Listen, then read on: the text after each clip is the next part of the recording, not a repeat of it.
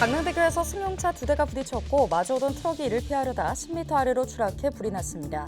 이 사고로 2명이 숨지고 3명이 다쳐 병원에서 치료를 받고 있습니다.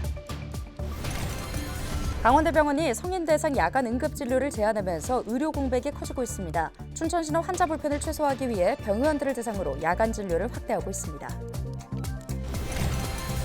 춘천시의회가 시 산하 기관장에 대한 인사청문회를 개최했습니다. 이번 청문회가 보훈 인사 논란의 해법이 될 수 있을지 현장을 취재했습니다. 지난달 28일 광업법 개정안이 전격 통과됐습니다. 이번 개정안에는 국가광물정보센터에 대한 법적 근거를 마련하면서 국가광물정보센터의 정상 운영의 길이 열렸습니다.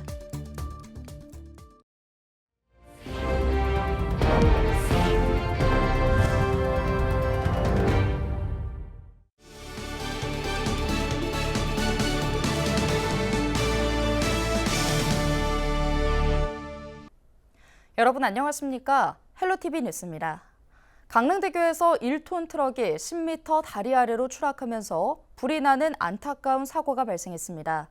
교량에서 승용차 추돌 사고가 나자 마주오던 트럭이 이를 피하려다 변을 당한 건데요. 이 사고로 2명이 숨지고 3명이 다쳐 병원에서 치료를 받고 있습니다. 최성식 기자의 보도입니다. 트럭이 교량 난간을 뚫고 나오더니 번쩍이는 빛이 나면서 10m 아래로 고꾸라지듯 떨어집니다. 이내 불꽃이 있는가 싶더니 순식간에 차량이 불길에 휩싸입니다. 워낙 충격음이 큰 데다 여러 차례 폭발이 일어나자 놀란 시민들이 현장으로 모여듭니다. 그 난간에서 차가 뚝 떨어지는 상황을 바로 그냥 순간 멈칫하면서 그 눈앞에서 봤습니다. 떨어질 때 전깃줄하고 같이 부딪히면서 전깃줄 스파크해서 파바박 불꽃도 막 나면서 추락됐고, 강릉시 홍제동 강릉대교에서 소형 트럭이 추락하면서 불이 난 것 3일 오전 6시 36분쯤. 이날 사고는 소렌토 승용차가 앞서가던 QM6 승용차를 들이받은 뒤 마주오던 1톤 트럭과 부딪히면서 발생했습니다. 트럭이 승용차를 피하려다 도로 오른쪽 난간을 넘어 10m 아래로 추락한 겁니다. 사고 5분 만에 소방차량과 119 구조대가 도착했고 트럭에서 난 화재는 5분 만에 꺼졌습니다. 하지만 이 사고로 70대 트럭 운전자와 50대 동승자 2명이 심정지 상태에서 병원으로 옮겨졌지만 끝내 숨졌습니다. 또 트럭 동승자와 소렌토 승용차 운전자, QM6 승용차 운전자 등 3명은 부상을 입고 인근 병원에서 치료를 받고 있습니다. 소형 트럭이 추락하면서 화재가 난 현장은 보시는 것처럼 바닥이 온통 검게 그을렸습니다. 바로 옆 전신주 교통 표지판이 녹아내릴 정도로 화재 규모가 컸습니다. 목격자들에 따르면 사고 직후 현장을 지나던 시민들이 부상자를 구조한 사실도 확인됐습니다. 옆에 차 바로 옆에 사람이 누워 있더라고요. 옆에 사람이 누워 있고, 그러니까 젊은 사람이 우동 벗은 사람이 체격도 좋고 그 사람이 그 사람을 이렇게 옆으로 끌어내더라고. 불이 막 차에 불이 막 엄청나게 붙었어 또. 경찰은 1톤 트럭이 사고 차량을 피하려다 다리 아래로 추락한 것으로 보고 사고 차량 운전자와 목격자 등을 상대로 정확한 사고 경위를 조사하고 있습니다. 헬로티비 뉴스 최성식입니다. 강원대학교 병원이 지난 2일부터 성인 대상 야간 응급진료를 제한하면서 의료 공백 우려가 커지고 있습니다. 춘천시는 응급실 쏠림 현상에 따른 환자 불편을 최소화하기 위해 병의원 야간 진료를 확대하기로 하는 등 대책 마련에 나섰습니다. 정승환 기자입니다. 응급실 입구에 안내문이 붙었습니다. 야간 시간 성인 대상 진료를 잠정 중단한다는 내용입니다. 병원 측은 전문의 부족에 따른 불가피한 조치라고 설명합니다. 전문의가 충원되면 그때 다시 정상 운영할 예정이라는데 언제가 될지는 미지수입니다. 원래 인원도 사실 부족한 인원이었어서 좀 채용하고 있습니다. 지금도 6명 채용하는 걸로 올라가 있습니다. 강원대병원의 응급실 진료 축소 소식에 현장에서는 우려의 목소리가 나옵니다. 다른 병원 응급실도 이미 포화 상태인데 앞으론 환자가 더욱 몰릴 수밖에 없기 때문입니다. 춘천시에 따르면 하루 평균 강원대병원 응급실 내원 환자는 50명 정도입니다. 보통 10건 정도면은 강제를 한 4건, 5건 정도 돼요. 솔직히 강원도에서는 성심병원이나 원주 기독교병원 아니면은 강릉아산이나 서울 쪽도 잘 안 돼요, 요새는. 이게 진짜 어레인지 한 번 하면 뭐 3-4시간씩 해요. 그러니까 여기 밤에 문 닫아버리면 진짜 저희 갈 데가 없는 거죠. 시민들도 걱정이 큽니다. 밤에 어떻게 언제 뭐 일이 벌일 줄 알겠습니까? 환자가 밤에 또 많이 생기잖아요. 긴급 환자가. 그러니 이게 밤에 나온다 하면 얼마나 불안하겠습니까? 저도 밤에 와서 이 119차로 실려와가지고 받았거든요. 춘천시는 경증 환자의 경우 인성병원이나 국군병원을 이용할 것을 적극 권장했습니다. 각 병원은 지난 2월부터 의료 대란에 대응해 응급실 운영에 들어간 상태입니다. 인성병원이 응급의료 기능을 담당한 지가 제법 됐습니다. 지금 상당히 많은 응급 환자들이 그 병원을 활용하고 있습니다. 지금 현재 응급의료기관의 문제가 가중되고 있기 때문에 급할 경우에는 국군병원도 응급의료를 위해서 찾아가실 수 있습니다. 춘천시는 앞으로 응급실 포화 정도가 더욱 심해질 걸로 우려되는 만큼 병의원으로 응급진료 기능을 확대할 계획입니다. 또 각 병원의 인력 부족 문제를 해결하기 위해 인건비 지원 방안도 검토할 예정입니다.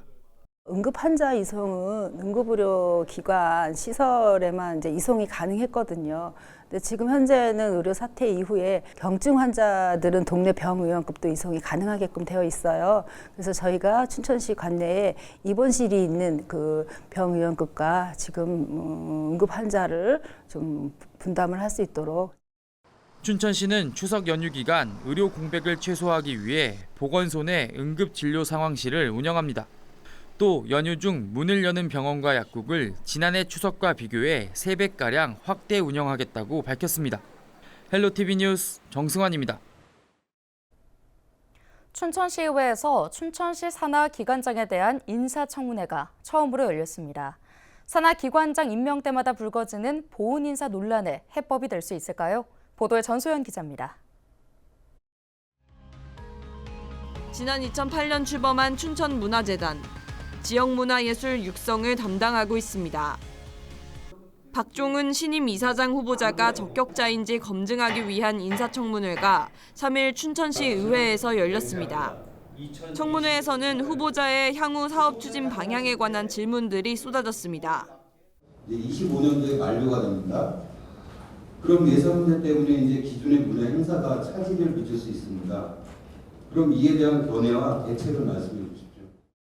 후보자님께서는 우리 춘천 지역만의 특색이 어떤 것이 있다라고 생각하고 또 그 사업들을 어떻게 계획해서 좀 확대해 나갈 것인지. 문화도시 조례에 의하면은 5년 단위로 문화도시 기본계획을 수립하도록 되어 있습니다. 하드웨어적인 거와 생활문화와 전문 문화가 같이 아우러서 할 수 있는 부분들을 만들어가야 됩니다. 춘천시 산하기관장에 대한 인사청문회는 이번이 처음입니다. 지난해 자치단체장이 임명하는 주요 기관장에 대해 지방의회가 인사청문회를 할 수 있도록 관련법이 개정됐기 때문입니다. 지방의회의 권한이 늘면서 지자체 산하기관장 임명 전에 도덕성과 자질 등을 검증할 수 있게 됐습니다. 하지만 제도적 한계도 있습니다. 인사청문회는 지자체장이 요청할 때만 열릴 수 있기 때문입니다. 지자체장의 판단이다 이러면서 이게 제일 큰 문제점이죠. 의무 규정을 강행 규정화하는 이런 지자체법이 다시 개정이 돼야 되는 거고.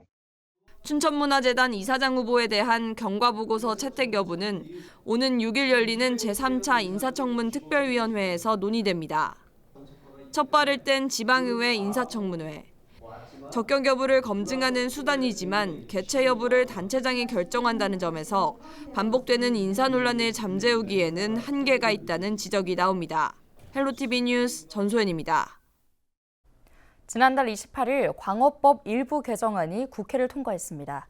이번 개정안에는 국가광물정보센터의 법적 근거 마련을 통해 예산 지원의 근거를 마련하게 되는데요.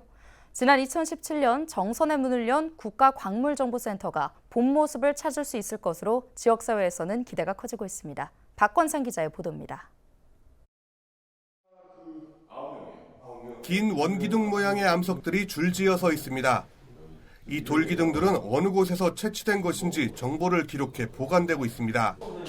암추라는 이름의 이 돌기둥들은 해당 지역의 지질, 지하자원 등에 관한 핵심 정보를 포함하고 있는 소중한 자료입니다. 우리나라에서는 지난 1967년부터 해마다 40억 원 규모의 암추가 만들어지고 있었지만 대부분 사장됐습니다. 암추를 관리할 국가기관이 없었기 때문입니다. 이 같은 문제를 해결하기 위해 지난 2017년 정선에 국가광물정보센터가 들어섰습니다. 그런데 아직까지 제 역할을 하지 못하고 있는 상황.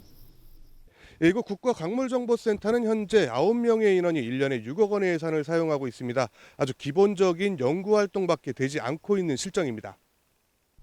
바로 국가광물정보센터를 지원할 수 있는 법적 근거가 없었기 때문입니다. 네, 이번 광업법 개정에 따라서 광산 개발을 위한 암추 확보 및 분석 활용이 활발해지고 이를 통해 광산 개발 비용 절감 등의 효과를 기대할 수 있습니다. 이번 법 개정으로 우리나라 지하자원의 정보를 보다 원활하게 취합하고 활용할 수 있게 된 겁니다. 당초 국가기관 유치로 기대가 컸던 정성군도 이번 법 개정을 환영하고 있습니다. 연구 인력 확보는 물론 학생들의 교육 활동 등에도 기여할 수 있을 것으로 기대하고 있습니다. 여태까지는 좋지 않았는데 지금 국가기관에서 법 개정을 함으로 인해서 지역이 좀 잘 될 것 같은 느낌이 듭니다. 법 개정으로 모든 것이 끝난 게 아닙니다. 법적 근거가 마련된 이상 이제는 실질적인 지원이 필요한 상황. 광업법 개정안을 대표 발의했던 이철규 국회의원은 국가광물정보센터가 실질적으로 지역 발전에 기여할 수 있는 연구기관으로 거듭날 수 있도록 지원을 아끼지 않겠다라고 밝혔습니다. 국가적으로는 우리나라 지하자원의 체계적인 관리와 연구개발에 기여하고 지역사회에 활기를 줄 수 있는 국가광물정보센터의 모습을 기대해봅니다. 헬로티비 뉴스 박건상입니다.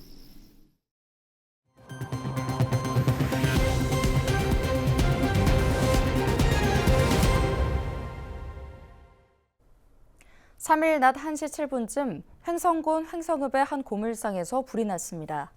이 불로 인명피해는 없었지만 적재된 폐기물이 불에 타면서 많은 양의 연기가 발생했고 인근에 위치한 어린이집 원생 15명이 긴급 대피했습니다. 횡성소방서는 쌓아둔 고물에서 불이 시작됐다는 직원의 말을 토대로 정확한 화재 원인을 조사하고 있습니다. 화천군 보건의료원이 공백 상태로 있던 내과 전문의를 확보해 외래 진료를 시작했습니다. 화천군 보건의료원이 내과 진료를 재개한 것은 지난해 4월 이후 약 18개월 만인데요. 화천군 의료원은 내과를 비롯해 소아청소년과, 산부인과, 외과, 한의과, 치과 등 6개 과목 진료를 운영하고 있습니다. 강원특별자치도의회가 내년 전면 시행을 앞둔 고교 학점제 운영을 지원하기 위한 조례 제정에 나섰습니다. 강원도의회는 지난달 23일 강원특별자치도교육청 고교 학점제 운영 지원 조례안을 발의했는데요. 조례안에는 고교 학점제의 원활한 운영을 위한 교육감의 책무와 지원계획 수립 등에 관한 사항이 담겼습니다. 고교 학점제는 학생이 진로 적성에 따라 과목을 선택 이수하고 대학생처럼 학점을 취득해 졸업하는 제도로 내년부터 전면 시행됩니다. 평창군이 국토교통부가 추진하는 우리 동네 살리기형 도시재생 공모사업 대상지에 최종 선정됐습니다. 우리 동네 살리기 사업은 인구 유출, 건물 노후화 등 활력을 잃은 소규모 지역에 생활 밀착형 공공시설을 공급하는 사업인데요.